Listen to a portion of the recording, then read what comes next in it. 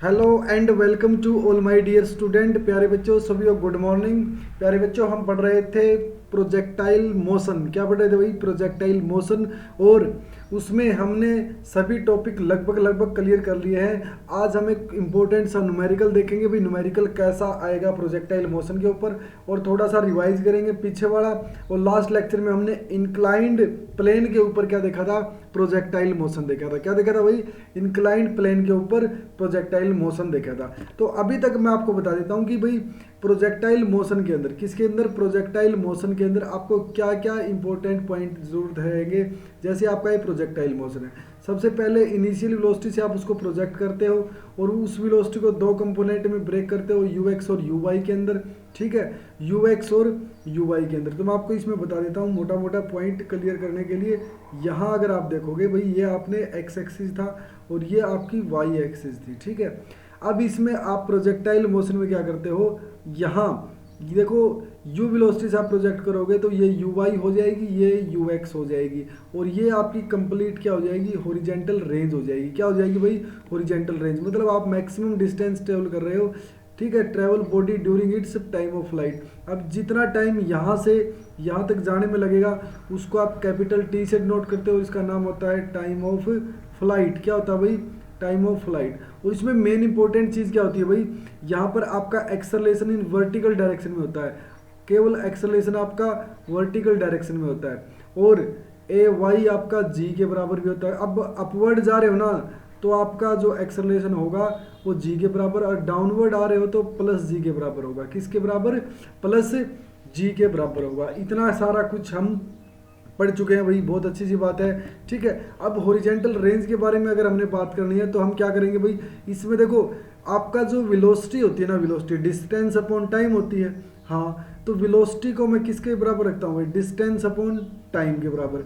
तो distance upon time मतलब आप बोलोगे, अगर मैं डिस्टेंस की ही बात कर लूँ फिर क्या कहोगे आप? तो velocity into time, velocity into time. अब इसमें यू एक्स आपकी वेलोसिटी इस डायरेक्शन में। ठीक है, इसमें मैं टाइम के साथ और मल्टीप्लाई कर देता हूँ भाई, यहाँ से जो आपका कैपिटल टी से मल्टीप्लाई कर देता हूँ तो ये आर के बराबर आ जाएगा। किसके बराबर? आर के बराबर। और जो ये टाइम होता है ना, ये क्या होता है भाई? टाइम, तो आप कहोगे टाइम, आप कहोगे रूट टू एच अपॉन जी के बराबर होता है। क्या होता है? रूट टू एच अपॉन जी के बराबर होता है। ये सारा कुछ हमने देखा। ठीक है, तो आपका जो टाइम होगा वो किसके बराबर होता है? रूट टू एच अपॉन जी के बराबर होगा यहाँ से। और वेलोसिटी का अगर हम कहीं देखो, इनिशियल वेलोसिटी हमारे पास यू थी। अब जो फाइनल वेलोसिटी क्या होता है कि प्रोजेक्टाइल मोशन के बीच में अगर हम कहाँ पर भी, कहीं पर भी कोई वी वेलोसिटी जो लेते हैं, उसके भी दो कंपोनेंट आपको मिलेंगे, एक हॉरिजेंटल और एक वर्टिकल। ठीक है, वी एक्स और वी वाई। वी एक्स की वैल्यू यू के बराबर, वी वाई की वैल्यू वी एक्स, क्योंकि देखो ये कंपोनेंट तो आपका सेम रहने वाला है, ये चेंज नहीं होगा। तो वी एक्स जहाँ मिलेगा आपको वो यू एक्स के बराबर रहेगी, और वी वाई आपका जी टी के बराबर हो जाएगा। ये आपका अल्फा एंगल बनाती है भाई, तो v y upon v alpha, v x हो जाएगा आपका टेन अल्फा, और यहाँ से अल्फा की वैल्यू आपकी निकल के आ जाती है। ठीक है, अब मैं आपके सामने एक क्वेश्चन लेके आऊँगा। अब मैं क्या करूंगा? आपके सामने एक क्वेश्चन लेके आऊंगा, बहुत ही इंपॉर्टेंट सा क्वेश्चन रहेगा, और उस क्वेश्चन में आपको क्या करना है? आपको टाइम दिया जाएगा कि आप उस क्वेश्चन को सोल्व करें भाई। क्या करें? उस क्वेश्चन को सोल्व करें। ठीक है, अब जो आपके सामने जो क्वेश्चन रहेगा, वो आपको दिखा दिया जाता है कि भाई क्वेश्चन में आपको करना क्या है। एक aeroplane flying horizontally at a height of 980 metre with a velocity of 100 metre per second. आपको क्या करना है? उसको फूड पैकेट को एरोप्लेन क्या करता है? प्रोजेक्ट करता है। क्या करता है? प्रोजेक्ट करता है। ठीक है, और वहाँ से देखो क्या क्या निकालना है। सबसे मेन पॉइंट भाई, सबसे पहली बात ये है, अगर एक एरोप्लेन है फ्लाइंग हॉरिजेंटली, तो यहाँ पर इसका सिचुएशन समझ लेते हैं भाई। एक एरोप्लेन आपका अगर एक एरोप्लेन ऐसे देखो, यहाँ पर एक एरोप्लेन उड़ रहा है और वो किसी फूड पैकेट को क्या करता है? प्रोजेक्ट करता है। क्या करता है भाई? किसी फूड पैकेट को प्रोजेक्ट करता है, ऊपर से फेंक देता है, और इस वेलोसिटी से फेंकता है भाई। किस वेलोसिटी से?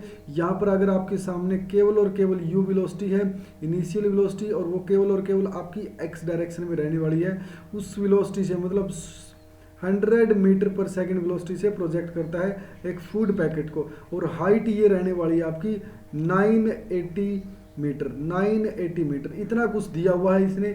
और यहाँ से आपको निकालनी है हॉरिजेंटल डिस्टेंस, मतलब आपको आर निकालनी है, नंबर एक बात। Horizontal distance travel by in packet from A dropping point two the reach of the ground. यहाँ ड्रॉपिंग पॉइंट है और यहाँ रीच ऑफ पॉइंट है, तो यहाँ से आपकी हॉरिजॉन्टल डिस्टेंस ये आर आपको निकाल के देनी है भाई। दूसरी बात, टाइम टेकन कितना लगा फूड प्रोजेक्ट को यहाँ पर ड्रॉप करने से और यहाँ तक पहुँचने में कितना टाइम लगता है भैया आपका, ये आपके सामने ऑप्शन दिए गए हैं, ये आपके सामने ऑप्शन दिए गए हैं। तो मैं सभी को कहना चाहूँगा कि एक बार आप वीडियो को पॉज करें, एक बार वीडियो को पॉज करें और सॉल्यूशन करें भाई, देखें क्या क्या इसके अंदर रिक्वायरमेंट रहेगी और हम कैसे इसको सोल्व कर पाएंगे। ये बहुत ही आसान सा इजी सा क्वेश्चन है, ज़्यादा इसमें कोई दुराई वाली बात रहने वाली नहीं है। तो ट्राई करते हैं भाई कैसे होगा। सबसे पहले आपको दिमाग में एक बात चलनी चाहिए, देखो जहाँ जहाँ जो हमने पढ़ा कि हमने इसमें प्रोजेक्टाइल मोशन पढ़ा था from A height of tower, अच्छा तो वहाँ पर हमने देखा था केवल और केवल यहाँ पर यू एक्स वेलोसिटी होगी, क्या होगी, केवल और केवल यू एक्स वेलोसिटी होगी, ठीक है। अब इस यू एक्स वेलोसिटी में हम क्या करेंगे, कुछ यहाँ पर पॉइंट क्लियर करेंगे। देखो सबसे मेन जो पॉइंट है, आप देखो यहाँ वर्टिकल डिस्टेंस ट्रेवल की जा रही है, क्या की जा रही है, वर्टिकल डिस्टेंस ट्रैवल की जा रही है। अच्छा जी, तो मैं देखता हूँ भाई जैसे वर्टिकल डिस्टेंस ट्रैवल की जा रही है, वहाँ से आप क्या निकाल सकते हो, वहाँ से आप क्या निकाल सकते हो, मैं कहूँगा कि वहाँ से हम टाइम निकाल सकते हैं, ठीक है। या फिर अभी हमने क्या किया था, टाइम ऑफ डिसेंट का जो फॉर्मूला मुझे पता है, क्या, √2h/g, वेरी गुड, √2h/g, क्या आपको ये याद है, क्या आपको ये याद है, √2h/g टाइम ऑफ डिसेंट का फॉर्मूला, वेरी गुड, बहुत अच्छे से। या तो आप इस फॉर्मूले को याद करो, या आपको वर्टिकल डिस्टेंस क्या होती है भाई, S =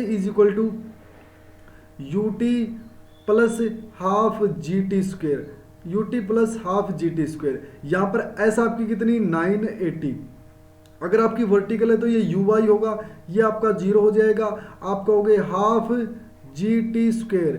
यहाँ से भी आप टाइम की वैल्यू निकाल सकते हो, यहाँ से भी आप टाइम की वैल्यू निकाल सकते हो। अगर हमने अच्छे से पढ़ रखा है तो हमें फॉर्मूला भी रटने की कोई ज़रूरत नहीं है। अगर अच्छे से पढ़ रखा है तो फॉर्मूला हमें माइंड में है तो हम यहाँ से वैल्यू पुट कर सकते हैं, यहाँ से वैल्यू बिल्कुल आसानी से पुट कर सकते हो। आप कैसे, आप कहोगे सर मेरे पास 2 हाइट कितनी है 980 और जी कितना है 9.8, अच्छा जी, तो पॉइंट से आप 0 हटाओगे यहाँ से और यहाँ से 100 आ जाएगा, आपका कितना आ जाएगा भाई 100। तो यहाँ देखोगे आप ये वैल्यू आपकी 10√2 आई है भाई। टाइम जो आया आपका ना, टाइम वो क्या आया है, 10√2 आया है। अब एक बात बताइएगा, टाइम आपका 10√2 आ गया, टाइम आपका कितना आया भाई 10√2 आ गया है। अब इस टाइम को या तो आप वैल्यू में पुट कर सकते हो, कैसे, आप कहोगे 10 इंटू और ये √2 की वैल्यू क्या होती है 1.414, ये वैल्यू होती है भाई, तो 1.414 ये वैल्यू लिखता हूँ। तो यहाँ पर देखोगे 14.14 सेकंड, मीटर पर सेकंड दिया हुआ ना, तो इसलिए क्या हो जाएगी सेकंड। तो आपके पास टाइम आपने निकाल लिया, टाइम आपने क्या कर लिया, निकाल लिया, कितना 14.4 सेकंड आपने टाइम निकाल लिया भाई। अभी यहाँ तक सभी को समझ में आया होगा, मुझे कन्फर्म विश्वास है कि आपको यहाँ तक बिल्कुल अच्छे से समझ में आया होगा।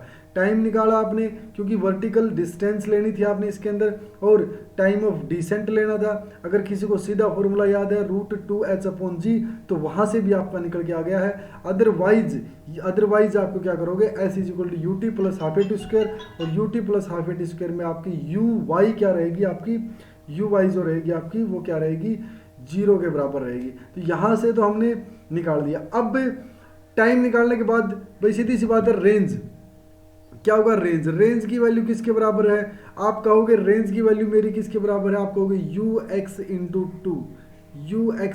t, ये होता है भाई रेंज मेरा, क्या होता है ux × t, ये वैल्यू होती है रेंज के बराबर। अच्छा, तो आप क्या कहोगे इसमें रेंज की वैल्यू में, तो आप कहोगे सर ux पता है क्या आपको, क्या आपको पता है ux कितना होता है, नहीं पता तो निकालो भाई ux कितना है, पता तो है, फटाफट देखो भाई क्या है। ux की वैल्यू आपके पास 100 मीटर पर सेकंड दी हुई है और टाइम आपने अभी निकाल ही लिया, टाइम आपने अपनी निकाल ही लिया।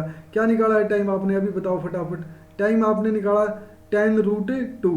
तो यहाँ देखोगे आपकी जो रेंज की वैल्यू आई है वो क्या आई है, ux × t, और u की वैल्यू, ux की वैल्यू 100, ये आपकी हॉरिजॉन्टल वेलोसिटी रहेगी, और टाइम आपका td, जो टाइम आपका क्या रहेगा t और d, जो कि आपने क्या निकाला था 10√2, क्या निकाला 10√2। तो यहाँ पर आपका 1000 × 1.414, यहाँ से जो आपकी मिलने वाली है 1414 मीटर, मतलब ये आपकी रेंज आ गई भाई, ये आपकी क्या आ गई, रेंज आ गई। तो देखो यहाँ पर हमने रेंज निकाल ली और क्या निकाल दिया, टाइम पीरियड निकाल दिया, आपका टाइम भी हमने निकाल दिया भाई।